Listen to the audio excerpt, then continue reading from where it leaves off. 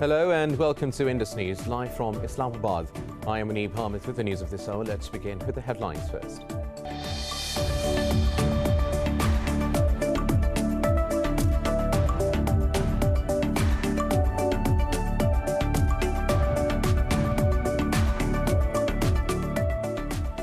India has become the third country to record more than 300,000 deaths from COVID-19. The country's caseload is well in excess of 26 million, second only to the US. In Pakistan, the virus has claimed 57 lives and infected more than 3,000 people in the past 24 hours. While globally, there are nearly 3.5 million fatalities and more than 166 million cases.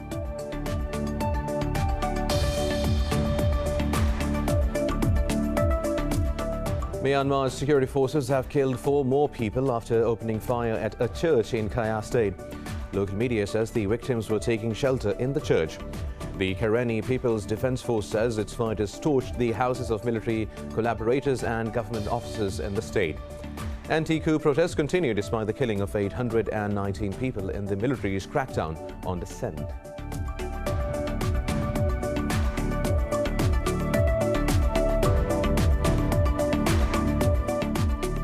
In the Democratic Republic of Congo, at least 15 people have died as Mount Nyiragongo erupted and torrents of lava poured into villages after dark. It buried hundreds of houses before halting just short of the city of Goma. The International Federation of Red Cross says between 3,000 and 5,000 people fled to Rwanda.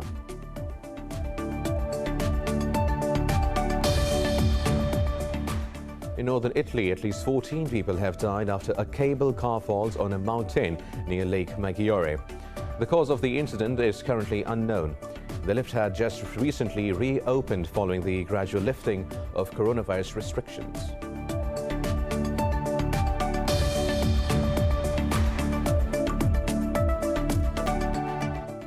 These were the top stories. News in detail after a short break. Stay with us.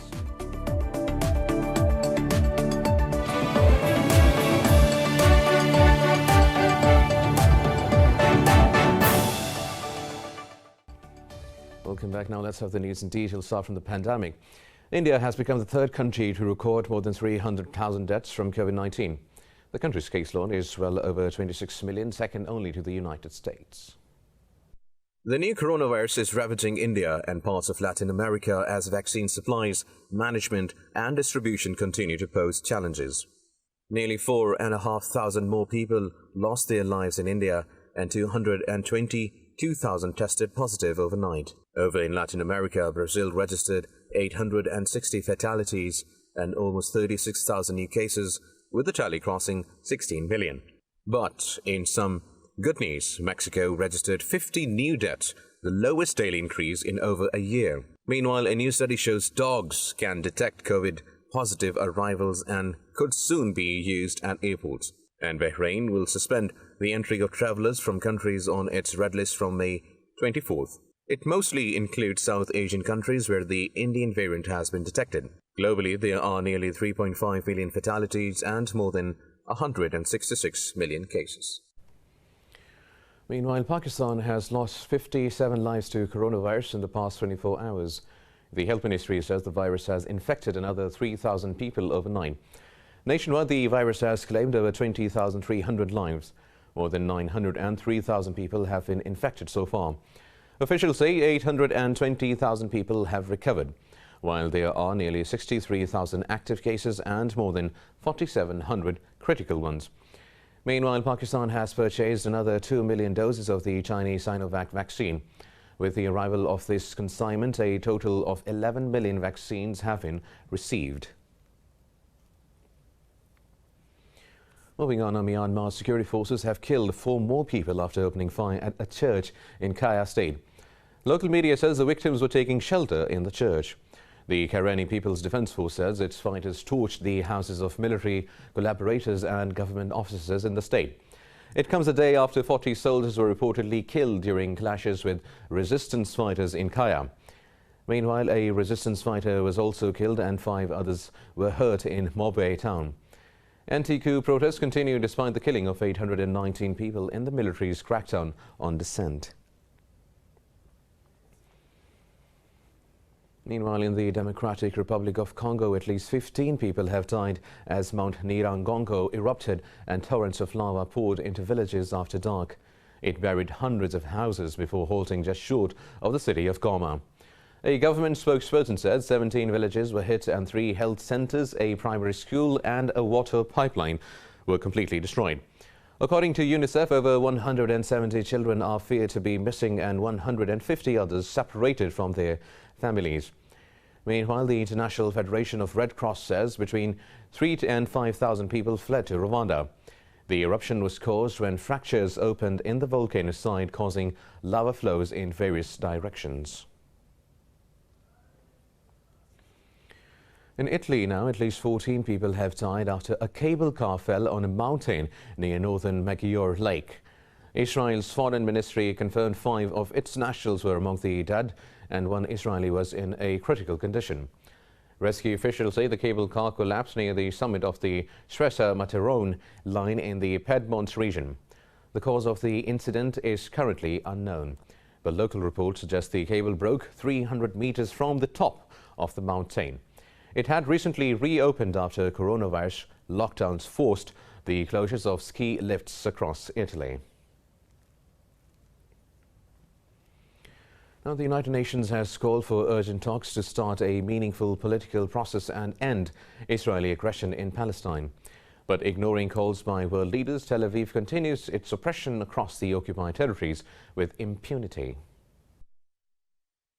Occupying Israeli troops raided Jerusalem once again this morning, arresting dozens of Palestinians. On a visit to the Palestinian enclave, the head of the United Nations Palestinian Refugee Agency, Philippe Lazzarini, made an urgent appeal for aid. But he said no amount of reconstruction will work unless the root cause is addressed through a genuine political process. Egyptian negotiators have been shuttling between Israel, Gaza, the West Bank and Jordan to ensure the ceasefire continues to hold. Arab countries including Jordan and the UAE have offered to facilitate the talks between Hamas and Israel. French Foreign Minister Jean-Yves Le Drian has warned of long-lasting apartheid if Palestinians do not get a state. Secretary of State Antony Blinken says the US is also involved in urgent humanitarian efforts in Gaza. Blinken said Washington will engage all sides to ensure lasting peace, but it was not an immediate order of business. Meanwhile, in Pakistan, thousands of people have taken to the streets in the commercial capital Karachi to support the people of Palestine. Waving Palestinian flags, the protesters denounced the 11-day bombardment of Gaza by the Israeli military. They also slammed the role of Western powers, especially the US, and their failure to halt the Israeli aggression. They said the people of Pakistan stand shoulder to shoulder with the Palestinians in their struggle for freedom. The rally was the biggest show of support in Pakistan since the recent escalation. The Afghan forces claim to have freed 8 soldiers from a Taliban prison in Baghlan.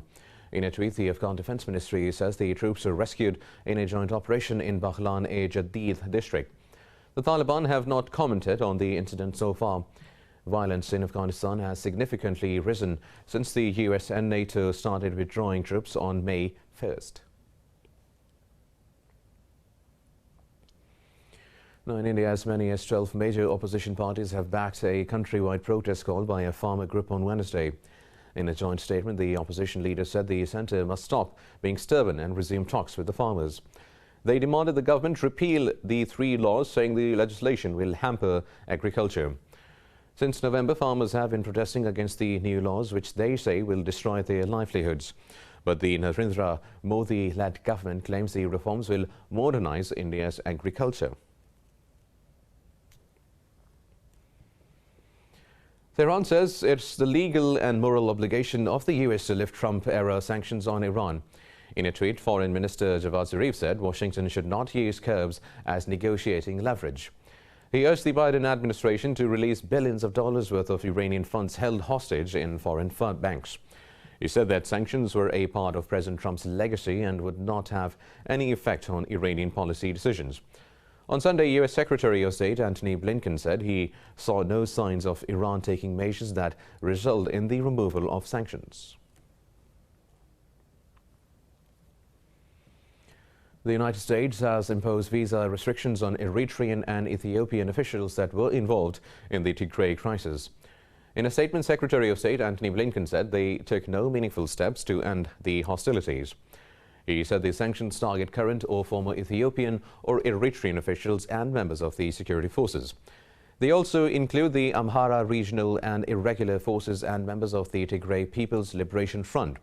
He condemned the killings, forced removals, systemic sexual violence and other human rights violations. Blinken also said the U.S. is also imposing curbs on economic and security assistance to Ethiopia. But he said humanitarian aid in areas such as health, food and education will continue. Now, Belarusian authorities have detained a dissident journalist after forcing a Ryan airplane to land in the country. State media claims a MiG-29 escorted the jet to Minsk because of a bomb scare, but no explosives were found. The European Union has demanded the release of Roman Protasevich and sanctions on those responsible for the hijacking. U.S. Secretary of State Antony Blinken called the forced landing and arrest a shocking act. NATO Secretary General Jens Stoltenberg said the dangerous incident required an international investigation. Speaking to the media, the Lithuanian president said Protasevich's companion had also not re-embarked on the flight. In the year, civil rights activists rallied in Minneapolis on the first anniversary of George Floyd's death. Derek Chauvin, a white former Minneapolis policeman, was found guilty of murdering him. Protesters, including Floyd's family, called for police reforms at the event called "One Year, What's Changed?" Many people in the crowd carried signs with pictures of Floyd and other black people killed by police. Reverend El Shabtun called for a just sentence for Chauvin, who is scheduled to be sentenced on June 25th. Last month, a jury found him guilty of second and third degree murder and manslaughter. It's time for a short break. Stay tuned.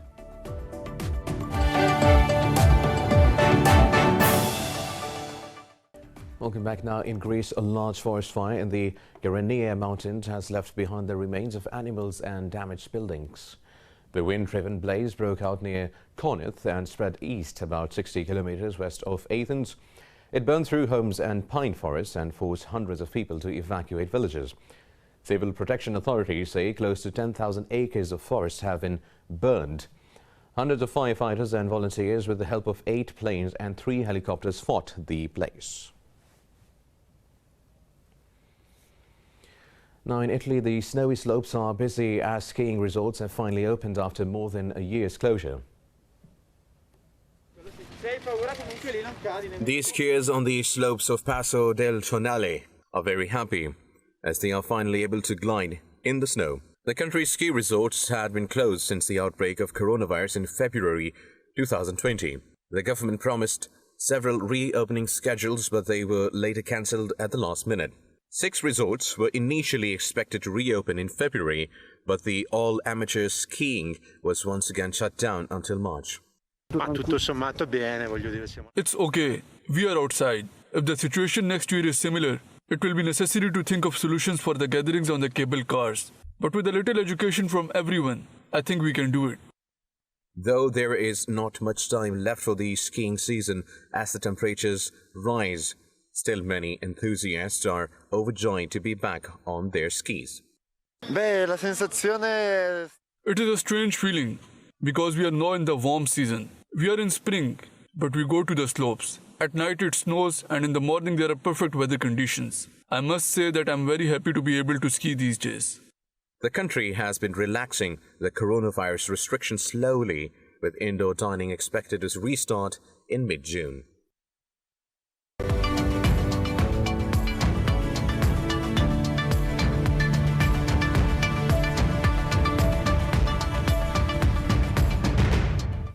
Now, in business stories, the Asia-Pacific markets are trading mixed at the start of the week. Japanese stocks have advanced, with both the Nikkei 225 and the Topix index adding. Australia's ASX 200 has advanced as major miners came under pressure. Mainland Chinese bourses have also gained, however, Seoul's Kospi index and Hong Kong's Hang Seng have declined.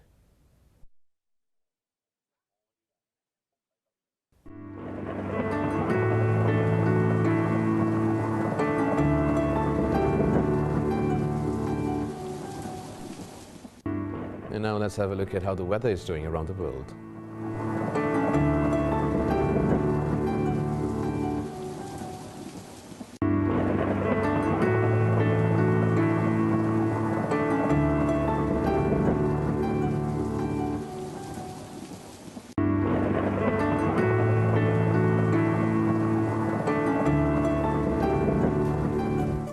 That is all for now. For the latest updates, you can follow us on social media at Indus News.